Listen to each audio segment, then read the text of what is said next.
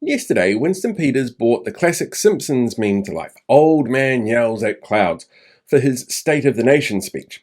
In Tauranga, the only place in the country that sees Peters as a young up-and-comer, the place was absolutely packed out with the who's who of who's not dead yet. And the whole thing feels very much like modern New Zealand First.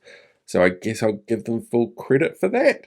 There was the bumbling introduction where Christian fundamentalist Alfred Naro announced he was joining the party, because nothing says we're centrist like recruiting Christian fundamentalists, and new banners using catchphrases of fascist dictators throughout the 20th century. But that speech ended awkwardly, more awkwardly than the time that Winston Peters looked like he was eating shit trying to smile and walk through Camp COVID because he really wanted to win their votes.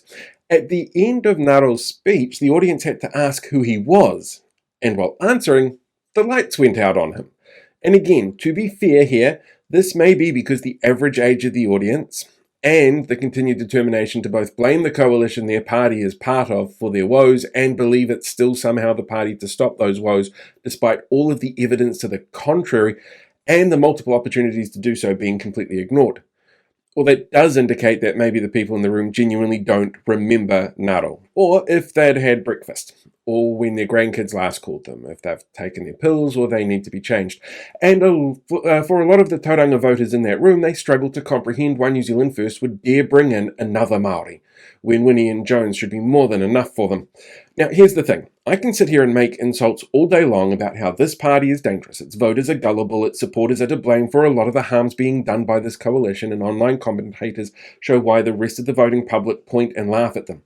But there's actually two really important things to note about this event. The first was how media covered it. All mainstream media covered the specifics on splitting up genitals as a policy announcement.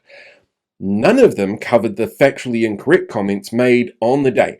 None pointed out that in 1998, New Zealand First voted with National to pass the Electricity Industry Reform Act to force competition, which directly led to the model that we have today, which he now attacks. He called the wholesale market in 98 a win-win for consumers, and now it's disorganised and unchecked.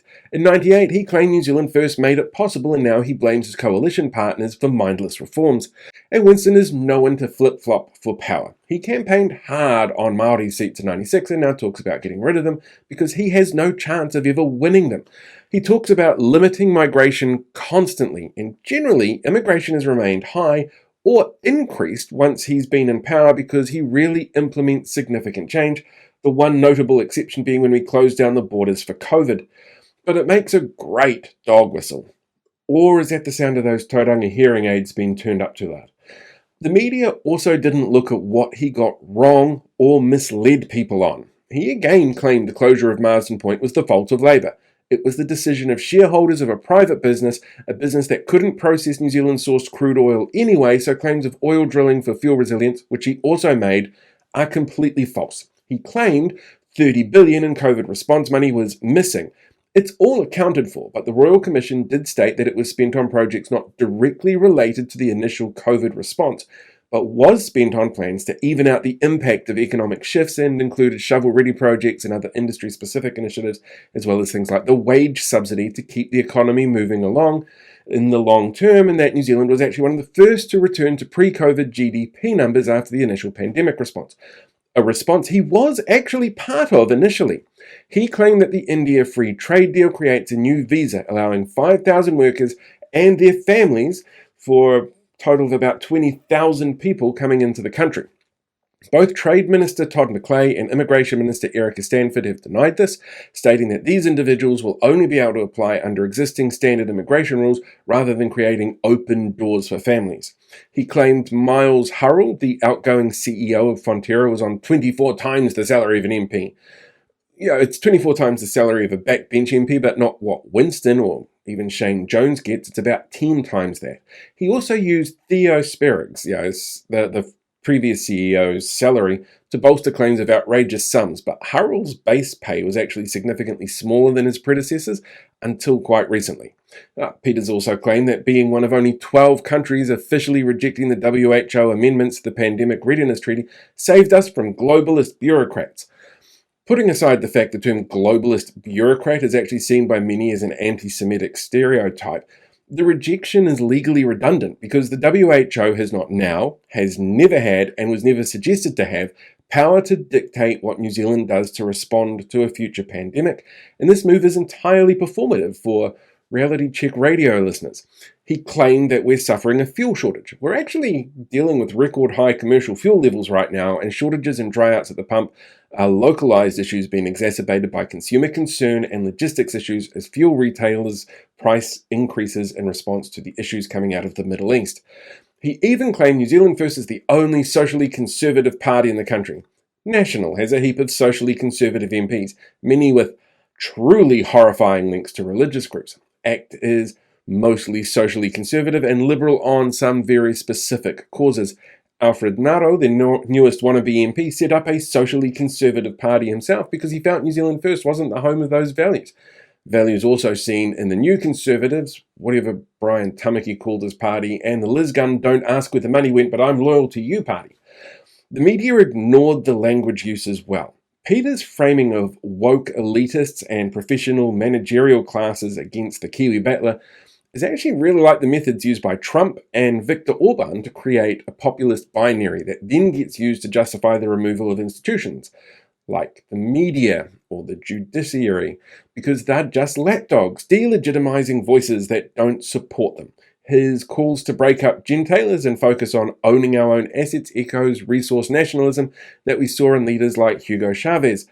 It gives strongman vibes. The wishful flashbacking of moments and maybe dementia setting in, where we're talking about how we were once the greatest country in the world, is actually what we call palingenesis. It's a core tenet of fascism and authoritarianism that dictators like Mussolini and Hitler used, and using sovereignty as a shield when talking about the WHO treaty or the Indian Free Trade Agreement is a classic autocrat tool to deflect from issues around human rights standards or health regulations.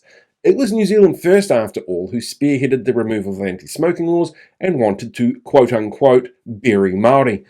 Peters isn't a dictator, though. He's a populist, using the language of strongmen, and in theory, our mainstream media should be there to stop the rhetoric from being drowned out by sanitized stories on power companies, and to remind people that no one man or party can do anything alone in our parliamentary system. He uses a technique known as manufacturing of fog. It's half-truths with half the data to make it seem reasonable to believe him when he's deliberately misleading voters with the missing data. Now look, people will always vote for this party. Conspiracy theorists are embedded in its policy direction choices now.